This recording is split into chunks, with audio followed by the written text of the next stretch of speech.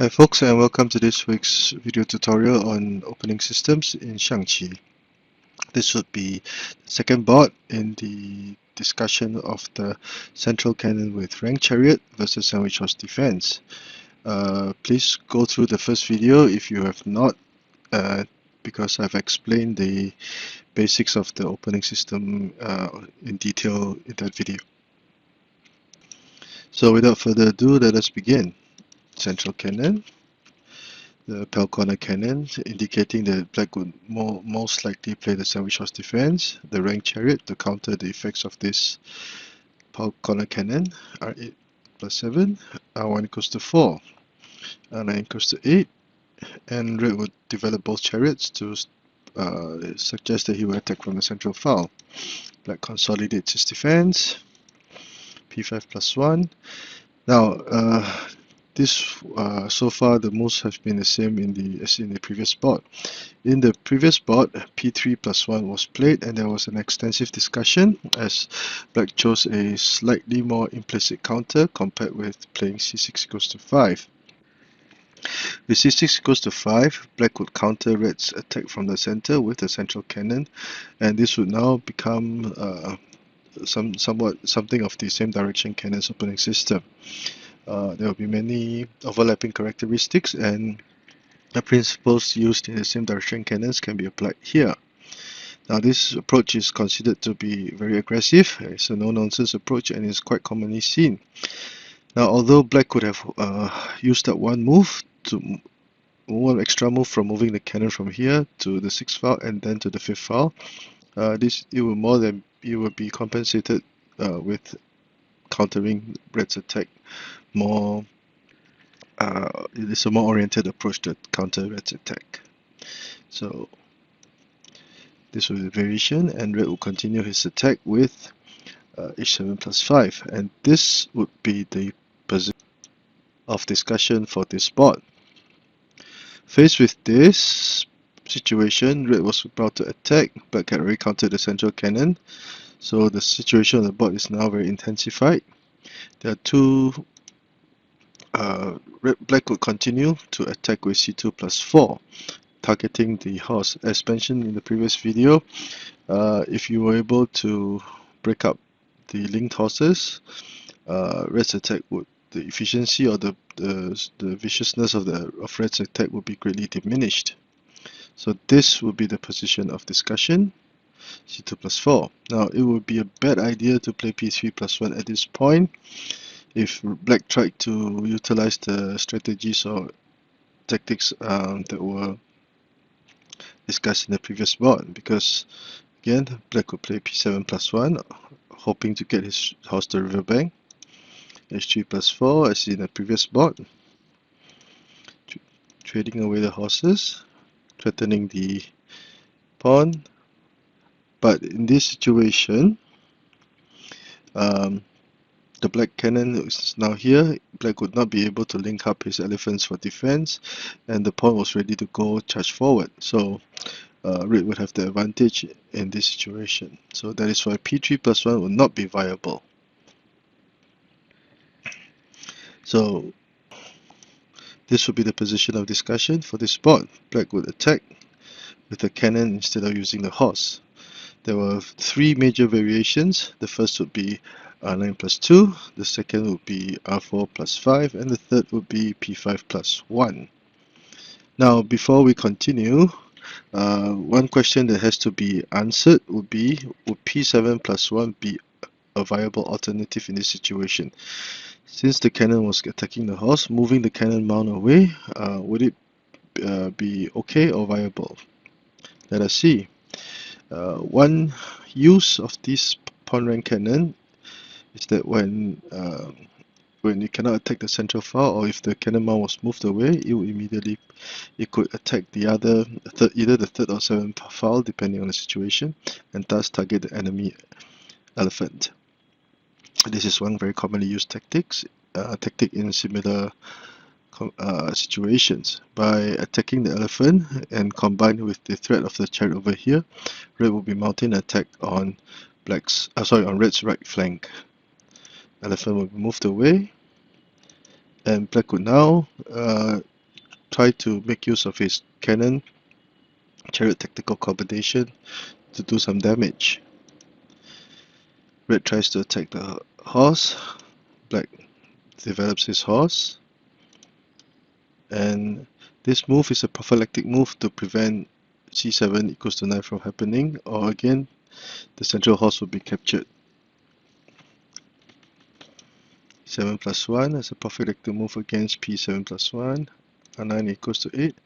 But because in this situation black will have no trouble developing his right chariot as a kingside chariot, so development of this chariot would not be an issue, and although the horse is still in trouble, but black can be more than compensated with an attack on the pawn rank over here. So in this situation, black would actually have the initiative. So okay, let's analyze variation 1. R9 plus 2 was given in the book. This was the authors, one of the moves that the authors thought that would be applicable. So the line of thinking behind this move will be revealed slightly later on, a few moves later. Okay, in this situation, black could play p3 plus 1. Now, he is prepared again to play h3 plus 4 to attack the horse at the center. Now, this is considered to be a sound move. It would be a bad idea for black to immediately trade his cannon away, because after trading, as can be seen, black would have trouble developing this chariot because the cannon would not have to move, and black could simply play c8 minus 1 and be prepared to play c5 equals to 8, etc., or develop his chariot over here. This cannon could also move to the central file, and red would double down his attack on the central file, and red would have realized his plans. So that is why p9 plus 1 was quite an interesting approach by the authors. So p3 plus 1 is viable, and black should counter with p5 plus 1 to attack. Now, p7 plus 1, again, moving p7 plus 1 at this point, would it be viable? The answer would be no, because instead of capturing the horse, the black horse would now move to this file, and black would be prepared to capture the central horse and then capture the red chariot. So black would gain the upper hand in this situation. Now, instead of p5 plus 1, r4 plus 4 would also not be a viable approach, because black would simply protect the pawn, and this red chariot would be poorly positioned, very susceptible to attacks by black, let's say by pushing p7 plus 1, etc. And there's also another c2 minus 2 to dislodge the red chariot. Red would have wasted one move, and one very powerful move, let's say for example red played this move, the chariot would be forced to move, for example here, and black will continue with c2 equals to 1 and capture the chariot for winning a huge advantage. So that is why r4 plus 4 is not a good idea. And p5 plus 1 will be advocated, and as mentioned in the last video, attacks along the central file often lead to intense situations where there will be a lot of material exchanges, and that will liquefy the situation. p5 plus 1, the horse will now jump into attack, trading away the cannons. Red gets to defend, and black would choose to defend move his horse in this manner out of harm's way. Red retreats his cannon again, prompting for an attack on the central file. Now, this horse is protected, but black would need to patrol his riverbank. Red is faster in moving his chariot, and after trading chariots, black would have the extra pawn, and red would claim the slight advantage. The development of the horses is still an issue. h4 plus 3 to threaten with the angular horse checkmate is not possible, because the the black horse has this intersection covered. So black could have the extra central pawn and claim the slight advantage. Now let us go on to variation B. Now this would be variation B, whereby red will play r4 plus 5 to target this horse over here. And black would counter by trading away one of the red's horses. Now this is a very concise counter. h3 plus 5, r1 plus 2 to develop his chariot first. Red moves his cannon to the 6th file, b3 plus 1, and red needs to charge his pawn across the river. Now, would it be a good idea for black to capture the pawn at this point in time? The answer would be no, because there's only one red horse left. Black would choose to initiate a trade of material.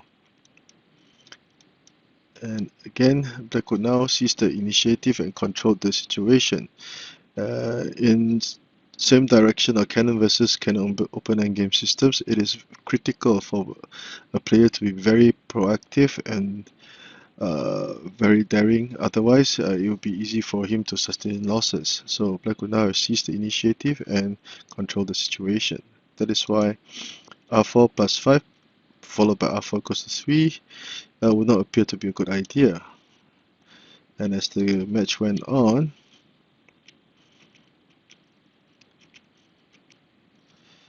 black would have neutralized red's attack on the central file, and black can be satisfied with this situation. So let us go to the last variation, variation D, whereby red will go on an all-out cross attack very early in the game. Now he tried to forestall black's impending counter-attack with this show of strength. Now c2 equals to 5, h3 plus 5, trading material. Again, black chooses to develop his chariot. Red protects it in this manner. And black advances the chariot to the riverbank to protect and lend support. Now this is a sound move. Capturing the pawn would not be such a good idea in this situation, because now red will attack the other horse with h5 plus 6, forcing it to retreat. And again, after a few rounds, red will now command or increase his initiative or advantage in the game. So p5 plus 1 is not a good idea. So r2 plus 4 to lend support and to neutralize red's attack would be a better move. Red retreats his cannon, preparing to place c8 equals to 5 for the Thunder God cannons. b5 plus 1, h5 plus 4. And red is not in a hurry to capture the piece. Instead, he continues to add pressure on black's central file.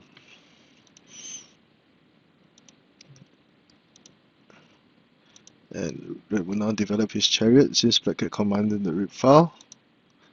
And this would be an even situation for both colors, which black can be satisfied with. Hence, in this situation, red would not appear to have done much. Perhaps black's biggest criticism of black's remaining forces was that it lacked a cannon. But black can be happy with this situation, and it would be still too early to tell who would have the advantage. So let us do a quick review of the entire game as black. Okay, central cannon, pale corner cannon, sandwich horse defense, the rank chariot variation. Red develops both chariot horses as proper horses. Defense, p5 plus 1 attack from the center. c6 equals to 5 is the main topic today. h7 plus 5, and black attacks with c2 plus 4. There are three major variations: r9 plus 2, r4 plus 5, p5 plus 1, and it would be a bad idea to play p7 plus 1 because it will lead to this situation. Black will have initiative. So in r9 plus 2, this is quite a novel approach. Black it would be better for black to play p3 plus 1 to charge his horse to the battlefield. p5 plus 1 is a good move, sound. p7 plus 1 or r4 plus 4 would be a bad idea. And after trading material,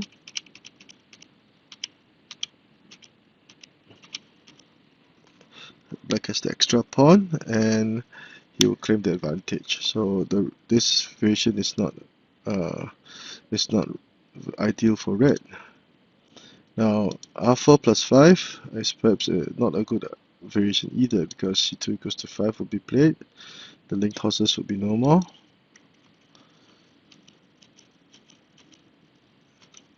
After trading material, and black can be satisfied with this situation. In the last variation, p5 plus 1, red continues his aggressive attack. Black chops off one of the horses.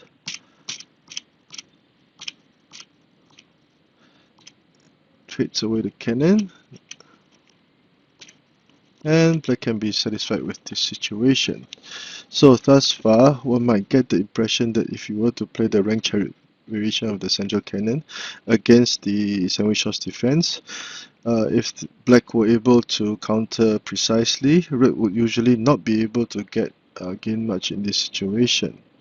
So that is why players often the rank chariot variation is not so commonly seen nowadays.